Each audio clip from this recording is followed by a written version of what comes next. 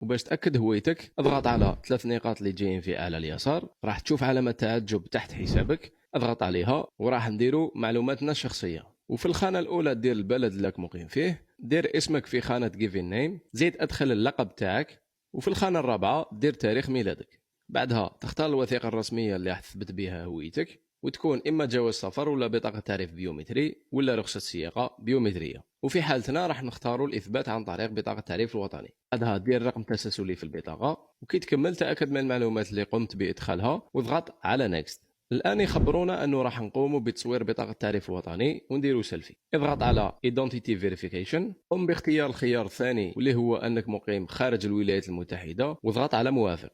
دير كونتينيو وعاود اختار الوثيقه اللي حتثبت بها هويتك. حنا نختاروا اي دي كارد كما قلنا في السابق. دير موافق على فتح الكاميرا وروح لبلاصه فيها اضاءه جيده. صور بطاقه تعريف وطني خاصه بك من الجهه الاماميه، واذا كانت الصوره غير واضحه اضغط على الخيار الثاني وعاود الصوره مره اخرى، واذا كانت تبان مليح اضغط على الاختيار الاول. بعدها زيد صور البطاقه من الجهه الخلفيه، وفي المرحله الاخيره امسح مليح الكاميرا الاماميه واضربها بسيلفي. ومبروك عليك. وبعد ما يتاكدوا من معلوماتك الشخصيه والوثائق اللي قدمتها ويشوفوا باللي انت مواطن صالح وموهوب، راح يتفاعل معك الحساب. الان بقات لنا خطوه واحده باش تحصل على بطاقه فيزا كارد افتراضيه. ادخل الكارد، راح يخرج عندنا خيارين، الاول فيزيكال كارد والثاني فيرتوال كارد. حنا نختاروا فيرتوال كارد ولا البطاقه الافتراضيه. وضغط على اوردر كارد، وراح يقول لنا انه لازم ناكدوا حسابنا عن طريق الايميل. ضغطوا على الخيار الاول، بعدها تقوم باختيار الايميل الخاص بك وتضغط على نيكست. راح يوصلك ايميل فيه الكود دو فيريفيكاسيون، انسخ هذا الكود وحطوه في الخانه الاولى.